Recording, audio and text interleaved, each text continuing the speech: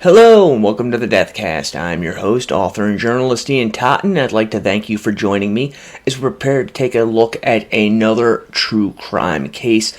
This week we're going to be looking at something a little bit different. This is a cold case from just a few years ago. Before we get into it, however, as always, I have the normal show notes. If you'd like to follow me on social media, just search for The Deathcast, The Deathcast Pod, or Deathcast Podcast. You can find me on most social media sites under any of those monikers. If you enjoy this show and what I do, please consider leaving a 5-star review wherever it is that you get your favorite podcasts.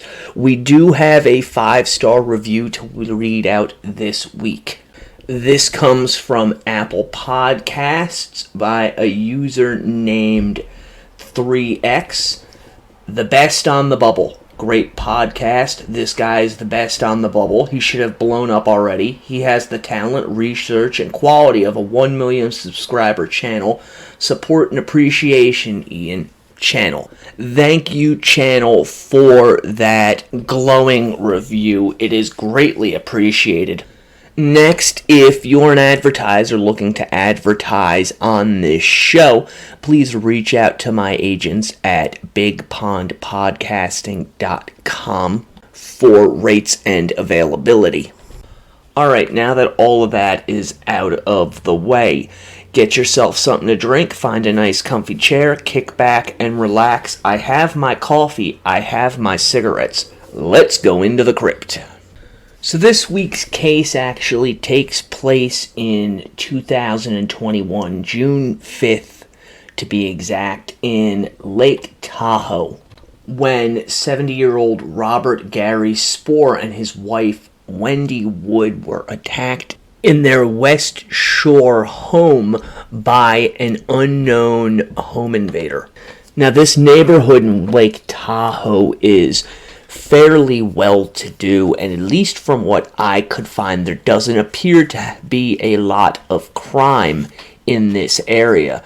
Certainly not murders or violent attacks. The Spohr Wood home is situated near the Hurricane Bay Beach, as well as nearby bike trails, so there's a lot of activity in this particular area. Some quick background on the couple. They had built a fairly successful real estate business, who they raised in Orinda. Eventually, the family became successful enough that they were able to move to the Tahoe area in the early 2000s. And from what I can tell, it appears as though the home that they had in Lake Tahoe was really a vacation retreat for the family, although eventually it would become their primary residence. From what I can gather, as the couple grew older, they would travel frequently. According to numerous articles, they would go to areas like Hong Kong and Afghanistan and Egypt, basically just living up life as best they could. The couple were known as very outgoing and adventurous. This is coming from a San Francisco Chronicle report dated this year. Quote, Wood played kickball and was an avid skier.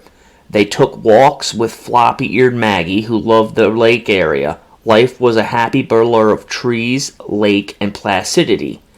And their children also enjoyed this upbringing that their parents' success brought them, with one of their daughters attending New York State University before going on to study business in places such as China and London, before going on to get a job as the marketing director for a fairly large dairy.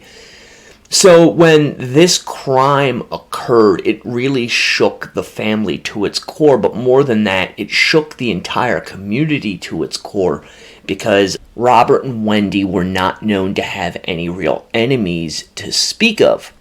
So the timeline of events On June 5th, 2021, Robert and Wendy had gone out at some point in the afternoon, early evening, only to return home around 10 p.m. Well, while they were away, a masked man was seen on closed-circuit television walking up their driveway before disappearing. The man obviously made his way into the house. Investigators later stated that they did not find any signs of forced entry.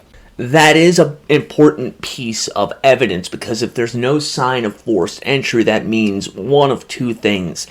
Either the Spohr family were secure enough in where they lived that they did not lock the home, or the killer had knowledge of how to enter the home without leaving any traces.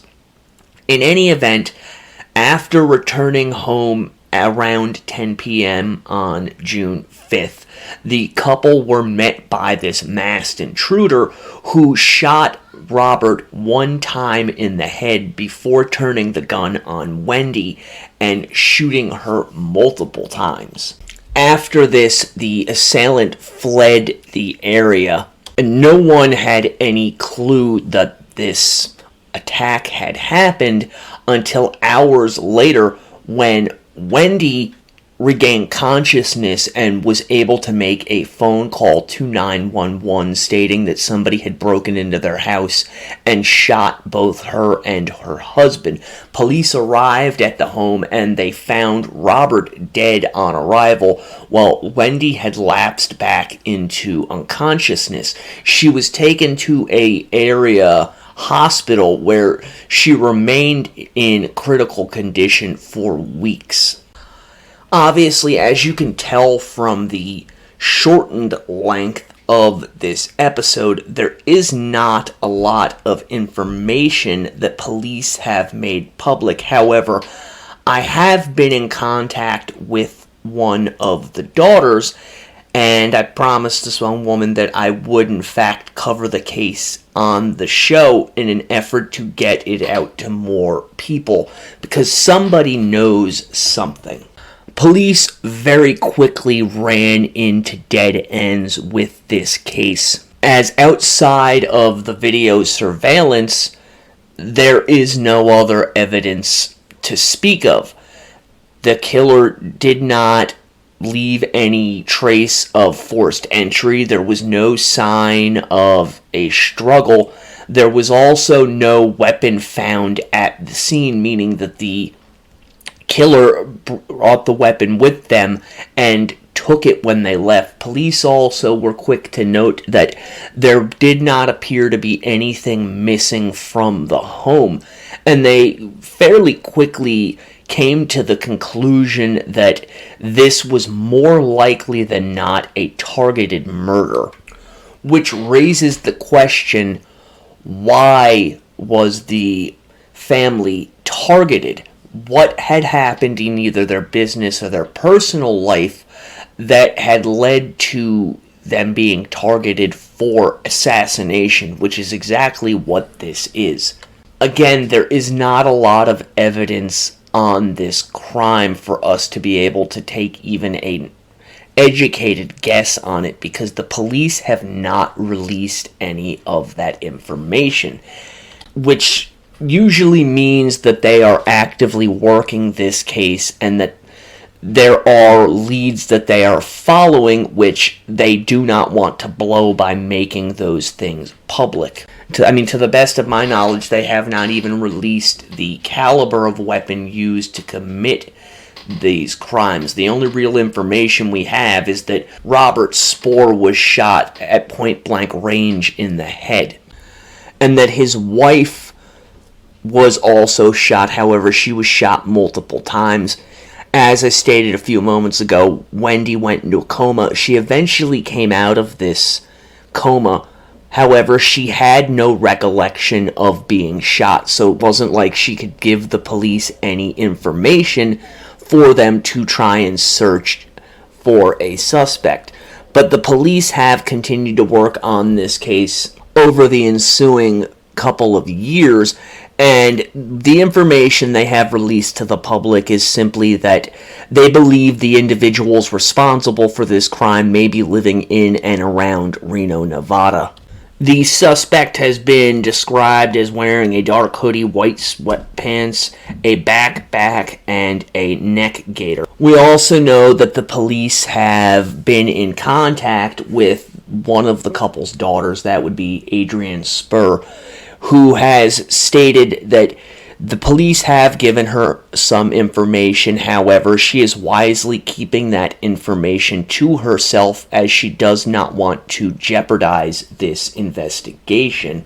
Though she has spoken to the media, recently she spoke with the media concerning her mother, Wendy, who unfortunately, while making steps on the road to recovery, took her own life while in a convalescent home at the age of 70, the same age that her husband had been. Now, according to the daughters, Wendy felt deep inside that she knew the individual responsible for the murder of her husband, but unfortunately was unable to recall that information.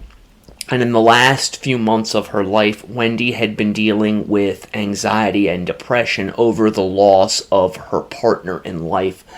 The family have gone on to create a website, homewoodhomicide.com, and they are offering a reward of $150,000 for any tips leading to the capture of the killer or killers. I'm going to read you the information directly from the website.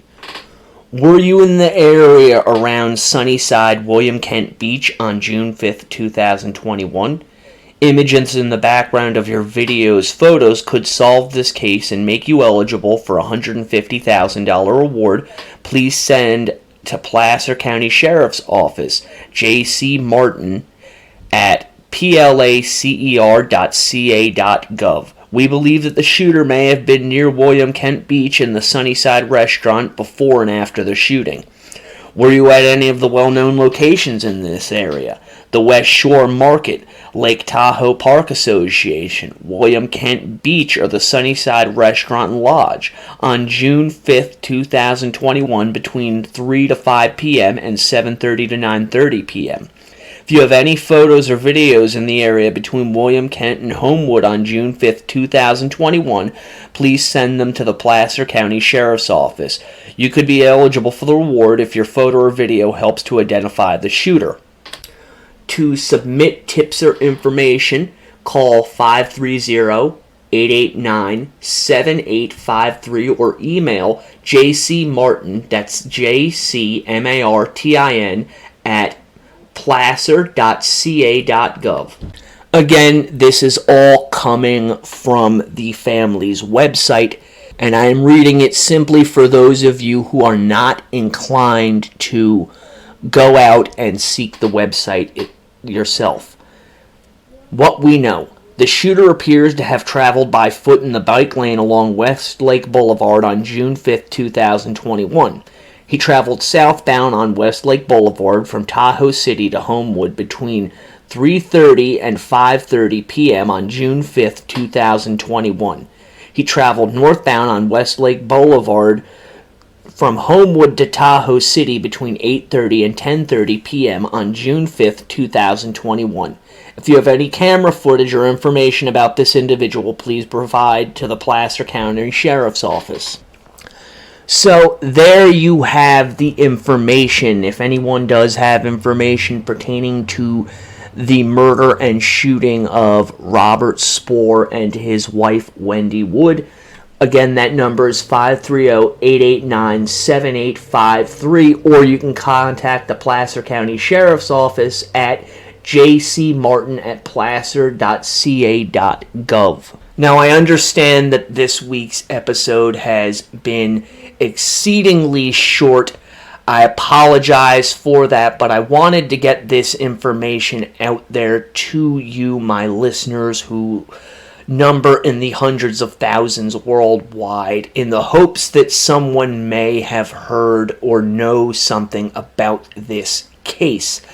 That being said, I will be releasing a full-length episode later on in the week for your consumption and enjoyment. Until then, the Deathcast is a production of both Corpse Creek Publishing and Big Pond Podcasts. Till next time, stay morbid.